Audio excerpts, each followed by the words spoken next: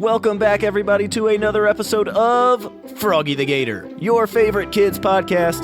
And like we always say at the beginning of these, if you want to help the show grow, the best things you can do are A, tell your friends about Froggy the Gator, and B, make sure you've given us a rating, 5 stars, of course, I hope that's what you think we deserve, on your podcast app of choice. So if you do those two things, you tell your friends about Froggy the Gator, and you give us a 5-star rating, then we're going to keep growing nicely thanks to you and thanks to your parents. And remember, if you want to get in touch with me, whether you've got a joke you want to share or a story idea, you can answer the Q&A attached to this episode on Spotify, or you can go to froggythegator.com and send us a message there. And guess what? Well, I know you guessed it, because I know you're smart, and this is the part of the show that is usually the same every single time, so if you guessed, here's a hilarious joke. You are correct. And today's joke was written in by one of our listeners, Eli, who is 6 years old, and it's another cow joke. Ladies and gentlemen, you kids are really good with the cow jokes, I gotta say, and Eli's cow joke, goes like this. What is a cow's favorite song? What is a cow's favorite song? And this is a tough one, I know. Well, what is a cow's favorite song? I'll let you think about it for a second. And the answer is, what is a cow's favorite song? The answer to Eli's joke is The Sound of Music. The Sound of Music, because of course cows say moo, but there's also a very famous musical and song called The Sound of Music. Amazing joke, Eli. Thank you for that, my friend. And today's story is, as always, also very special, and it just so happens to be based on an idea from one of our listeners whose name is Jude. Froggy the Gator and his friends, Wormbird, Tomato Hedgehog, and Mr. Hummus, were visiting the Gator Grove History Museum. And if you're a fan of the show, you know that in their minds, whenever they're at the museum, they see the famous grandfather clock, Grandfather Chronos, who they believe actually has incredible time-traveling powers, and who sends the kids back in time to all kinds of places, and usually has some pretty awesome time travel missions for them as well. And of course, today was no exception. And when the guys walked into the museum, they immediately ran for Grandfather Chronos. And sure enough, as they did, Grandfather Chronos, the unassuming grandfather clock in the corner of the museum, started to transform into his time travel guide self. His face became a regular face instead of a clock face, and his gears and his pendulum became arms and legs, and he opened his eyes and said, "Oh boys, am I glad to see you. I've been hoping you would visit me soon." "Well, hey, Grandfather Chronos," Froggy the Gator said. "Do you have a new time travel adventure for us today? Where is it that you're going to send us?" "Well, do I ever," Grandfather Chronos said. "As you can probably see, there is a Revolutionary War exhibit at the museum right now." And Grandfather Chronos was right.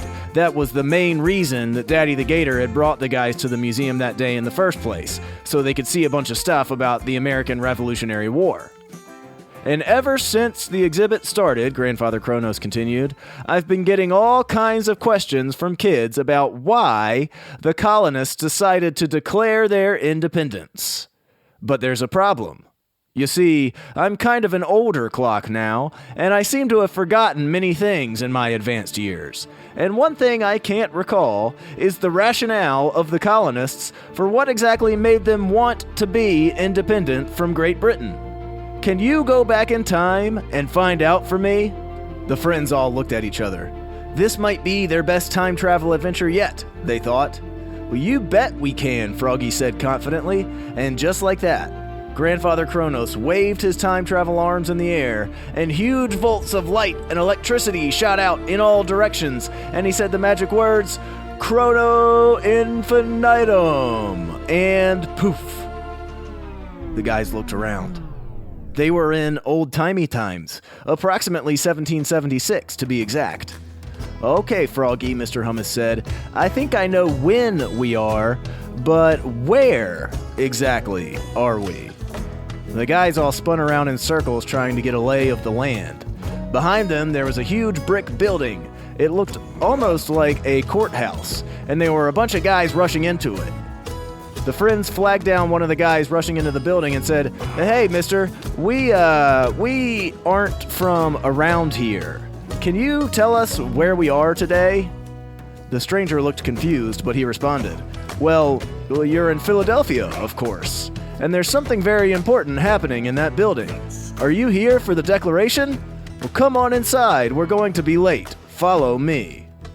So the guys followed the colonial guy into the building, and normally, of course, they wouldn't just follow a stranger like that, but in this particular instance, they knew that they were just imagining and the stranger wasn't actually real. It was just a time travel adventure, so they thought it was okay. Inside the building, they saw a bunch of men all standing around a big document. Then a man at the front of the hall spoke. "Welcome, gentlemen, to what will surely be henceforth known as Independence Hall." And the crowd cheered. "I am Thomas Jefferson, and I believe you all know my friends, John Adams and Benjamin Franklin. I come today holding this, my draft of the Declaration of Independence. And the purpose of this meeting is to explain our grievances with the Crown so we can submit a new draft for approval at the Continental Congress on July 4th. "Wow," Froggy whispered to his friends. "That's really Thomas Jefferson. That must mean today is June 28th, 1776, the day he shared his draft of the Declaration of Independence. That means we're right on time to answer Grandfather Chronos' question. One of us has to ask Mr. Jefferson what all he has in the Declaration so we can tell Grandfather Chronos when we get back." So Froggy nervously raised his hand. Thomas Jefferson was in the middle of speaking, but he saw Froggy's raised hand. Yes, you there," Thomas Jefferson said. The young alligator dinosaur frog-looking boy. Do you have a question about the Declaration?" Froggy couldn't believe he got called on by Thomas Jefferson, so he cleared his throat and bravely said, "Yes, sir. My name is Froggy the Gator, and it is an honor to be with you and these fine gentlemen today. I come from the colony of Gator Grove." And the drafters all kind of looked at each other confused when he said that, but nobody interrupted or nobody said anything, so Froggy just continued. And I was wondering if you might inform us of which grievances we are including against the King of England." "Aha," Thomas Jefferson responded. "Of course, I was just about to get into that. First, we submit that we are no longer willing to pay taxes without proper representation in the legislature of England." Froggy nudged Tomato Hedgehog, who took out a tomato and used one of his quills to write down what Jefferson said in tomato juice ink on a spare piece of parchment that they found lying around, and Thomas Jefferson continued. "We also have been denied trial by jury in many cases. Further, we reject being forced to house British soldiers if we don't want to. And finally, although we have several other grievances, I'd be remiss if I didn't mention that we reject the Crown's insistence that we don't trade with other countries." "Wow," Froggy said to his friends, and they all looked at the parchment Tomato Hedgehog had been writing on. They knew they had the answers.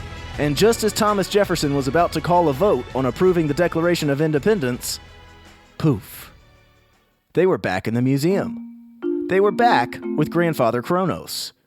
"Guys," Froggy said to his friends, "I think we just witnessed one of the most influential moments in all of human history." He could barely contain his excitement. "And the best part is," he said, looking at Grandfather Chronos, "is now we have your answers. So you can inform the other kids when they ask you about the Declaration of Independence." The end.